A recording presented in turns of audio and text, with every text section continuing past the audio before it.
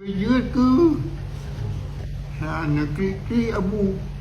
Supaya wujud ke? Anak macam kita rela ke sumber. Kita buat wujud. Yang penting nak ke sumber.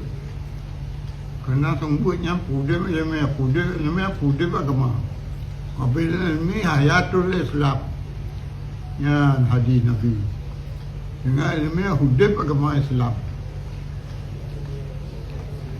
Yang kerja katanya baca babahnya. Dengan ilmiah hudib agama Islam. Minum jahil kada Islam. Kita pula ada orang lain mungkin. Tapi kada Islam.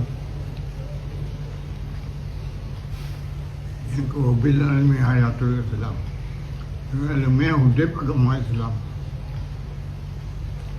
Yang kajak bertua aku. Dengan ilmiah hudib agama Islam. Menyokong dengan ilmiah hudib agama Islam.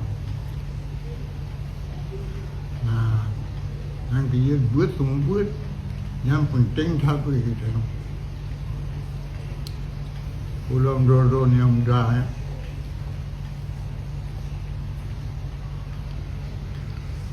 Hudib ilmiah hudib agama.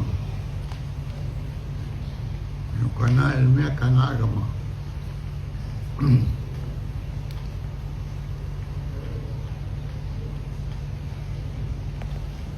Yang Nabi pegang. Yang saya pegang ni pun Nabi pegangnya. Kau orang lain pegang. Bila ilmiah hayatul Islam. Ilmiah hudib agama Islam. Yang menjahit kada Islam. Kita berkah dulu mana mungkin.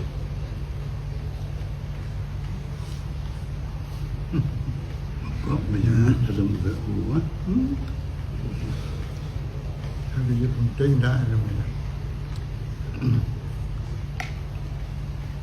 Yang kena ilmiah agama kena Islam.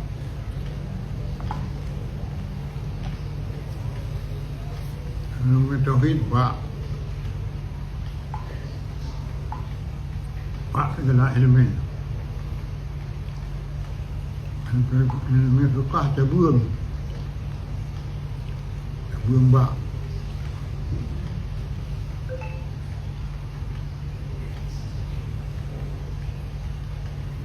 Faedah tauhid ni ana Pak. Faedah tauhid kana Pak. Yang penting ilmu tauhid.